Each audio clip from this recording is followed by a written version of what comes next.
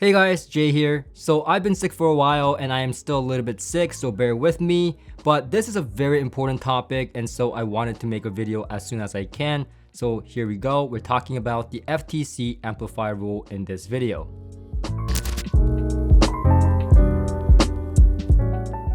So FTC or Federal Trade Commission came out with their 2024 Amplifier Rule, calling it the final amendment. FTC Amplifier Rule was put in place to regulate power output related claims for home entertainment amplifiers so that consumers can more easily compare products before purchasing. This rule was originally put in place in 1974, largely in response to deceptive marketing and testing methods by companies to inflate power ratings. For example, we saw home theater in a box claiming 1000 watts, really by combining the wattage from all the speakers in the box, or receivers that claimed double the wattage that it can actually provide in real life situations. And for the most part, in my opinion, I think regulations like this is a good thing, if not essential. Take two audio companies for example, Company A and Company B. Company A follows a more rigorous, honest protocol to claim 100 watts of power with their stereo amplifier, but Company B not only follows a totally different protocol, but a deceptive one to claim 200 watts, giving themselves an unfair advantage in marketing and more likeliness to sell more of their products thanks to their inflated power claims. Regulations like this help honest companies keep being honest while forcing others to be more innovative to keep the market competitive. However, in my opinion, the new FTC Amplifier Rule isn't perfect, and I would love to know what you guys think. But to be fair, it was never perfect.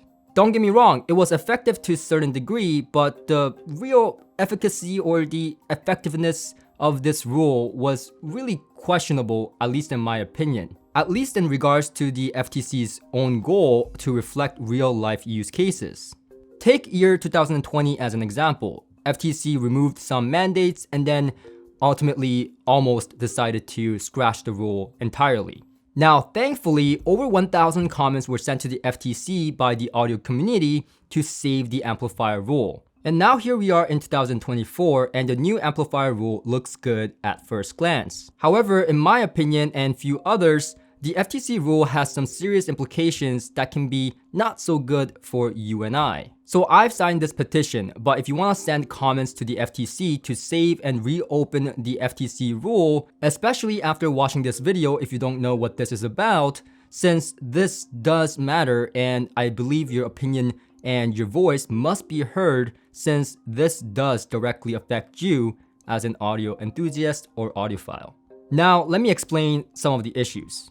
The new amplifier rule states that any power level from 250 milliwatts to the rated power shall be obtainable at all frequencies within the rated power band of 20 to 20 kHz without exceeding 1% of total harmonic distortion plus noise at an impedance of 8 ohms after input signals at said frequencies have been continuously applied at full rated power for not less than 5 minutes at the amplifier's auxiliary input or if not provided at the phono input. At first glance, once again, it looks like a pretty good rule, pretty reasonable.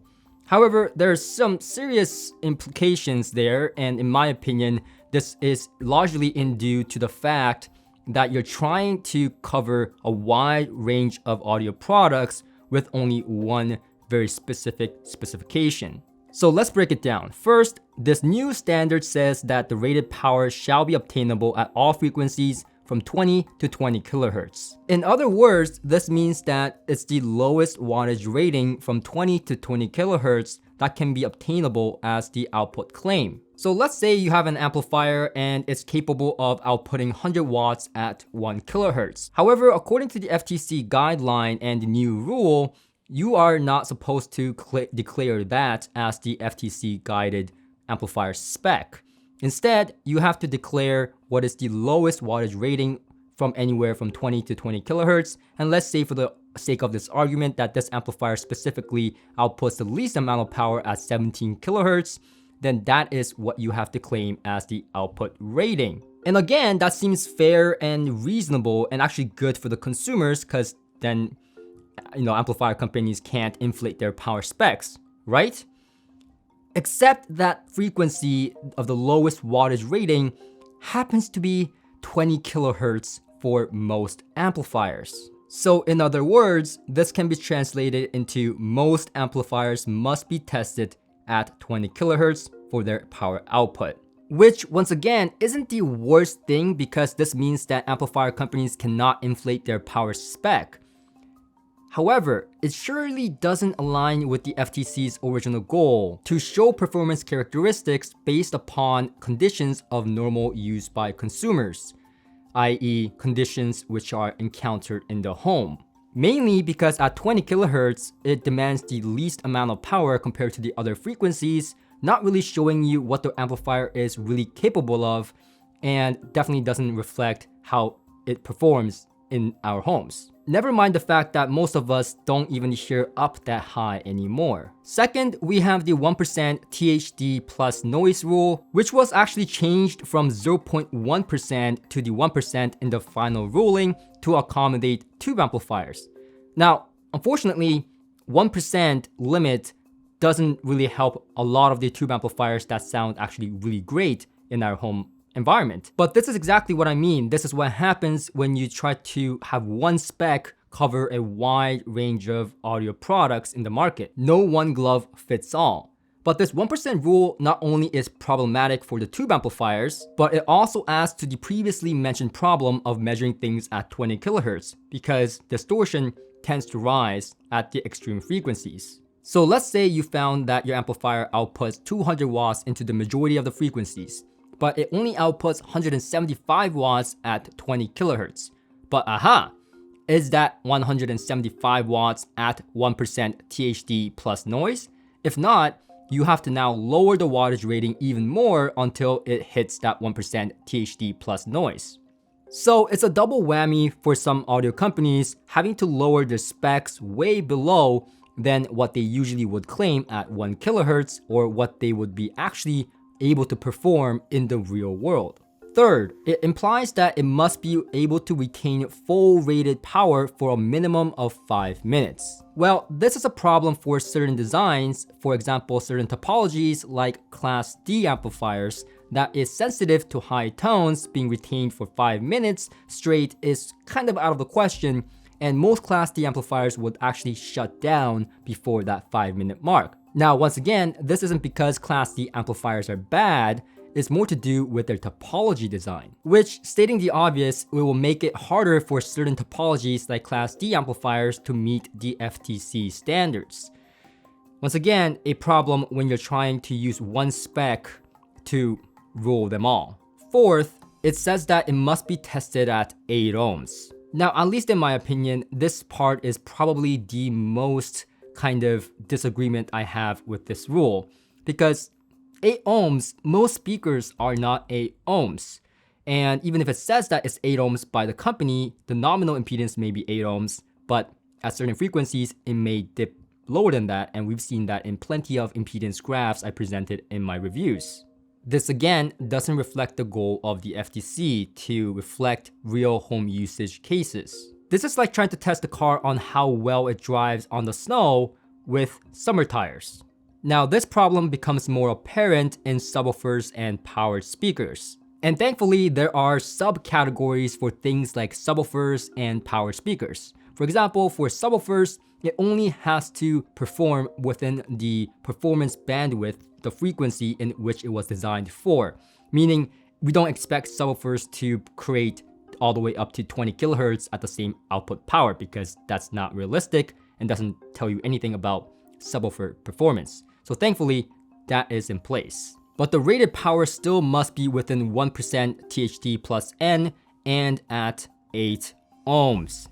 This means that 4 ohm drivers in subwoofers and power speakers that's designed to draw more power from their built-in power amplifier now has to be retested at 8 ohms, which doesn't tell you about its intentioned design goal of how it's supposed to be used in your home, let alone its performance in the real world, again, in your home.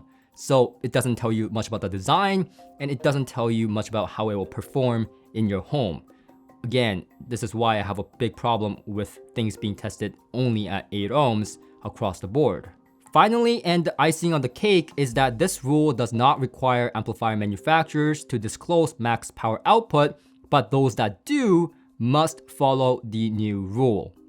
So what does that exactly mean? Well, simply put, if you do adhere to the FTC guidelines and standards, then you must say so and report those specs on your website or manual. But if you do not, then you also have to make that clearly. And both of these disclaimers must be the most prominent out of all the specs that you post. So in my opinion, it's a bit of a weird rule since you just have to say this rating was not tested under the FTC standard, and then put up whatever spec the company wishes to put up. Now, this creates a massive kind of wild west situation that we've seen before and doesn't really do anyone any favors. It's like a rule with very low regulation attempt. Just by that last part, you can tell this is not going to be regulated very well. And with many of the products that don't really make sense for this rule, like tube amplifiers, class D amplifiers, 4-ohm subwoofers and stuff like that, it might as well be at this point a does not apply label. But that's just my opinion, and I would love to know yours. But if you do agree with my opinion that we should reopen this rule so that we can come up with a rule that is more kind of common sense, that covers a wider variety of audio products, and something that can allow consumers and reviewers to compare power specs more equally across different brands, then please consider joining the petition with me in the link description below. Please click and send comments to the FTC. This might be the last chance that we can actually reopen this rule to take a closer look. So that's it from me. Thank you for watching, and please do consider sharing this video wherever you can and to your audio buddies, since this is a very important topic. And make sure to subscribe and click like on this video, and I'll see you guys on the next one. Until next time.